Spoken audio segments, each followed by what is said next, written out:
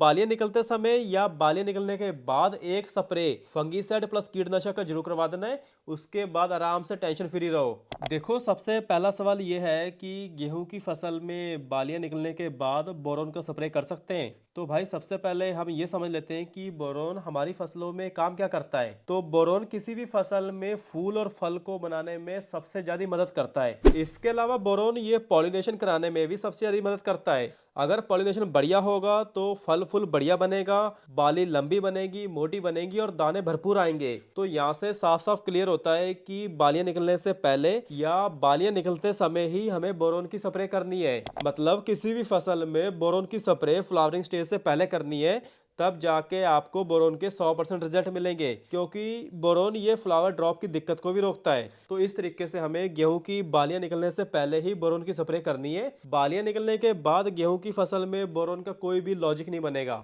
और दूसरा पॉइंट यह है कि गेहूं की बालियां निकल आई हैं, तो अब ऐसा कौन सा स्प्रे करें जिससे गेहूं की पैदावार बढ़ाई जा सके और हमारी फसल को बहुत ज़्यादा बेनिफिट मिले। गेहूं की बालियां निकलने के बाद हमारा एक ही काम होना चाहिए कि दाना मोटा और वजनदार कैसे करें। तो इसके लिए हमें एक ऐसा स्प्रे करना है जिसमें पोटाश और नाइट्रोजन माइक्रोन्यूट्रेंट हो और साथ में कोई भी एक ऑर्गेनिक मैटर हो।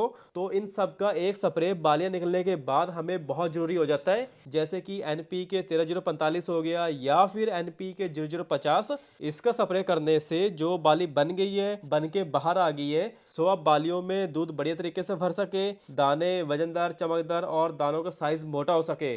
तो इस तरीके से बालियां निकलने के बाद एक स्प्रे 13-045 या फिर 0050 का जरूर करवा देना है। ये इस समय बालियां निकलने के बाद हमारी फसलों के लिए बहुत ज्यादा फायदा देंगे। इसके अलावा जिन किसान वीरों की गेहूं की फसल 70-80 दिन के आसपास की हो गई है, वो किसान वीर एक स्प्रे बोरोन के साथ चिलेटेड NPK या फिर चिलेटेड जिंक या फिर जो चिलेटेड मैग्नीशियम आता है, तो इन सब की एक स्प्रे हमारी फसलों में जरूरत के हिसाब से जरूर करवा देनी है। बाकी इस समय फसल को 2 स्प्रे करना बहुत जरूरी है। एक तो यही माइक्रोन्यूट्रेंट प्लस एमिनो या फल्विक का, और दूसरा फंगीसाइड प्लस इंसेक्टिसाइड का। फंगीसाइड में आप ले सकते हो प्रोपिकोनाजोल या टैबुकोनाजोल, ये दोनों बेस्ट है, कोई भी एक ले सकते हो। और इंसेक्टिसाइड में तेले चेपे की रोकथाम के लिए थाइमेथॉक्सन 25%, ये बेस्ट इंसेक्टिसाइड है। तो आप इन दोनों का एक स्प्रे जरूर करवा दो, ये हमारी फसल के लिए बहुत ही बेस्ट रहेंगे। सो बालियां निकलते समय या बालियां निकलने के बाद एक स्प्रे फंगीसाइड प्लस कीटनाशक का जरूर करवा देना है। उसके बाद आराम से टेंशन फ्री रहो।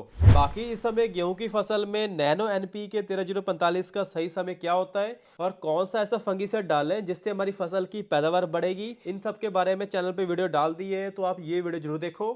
धन्यवाद।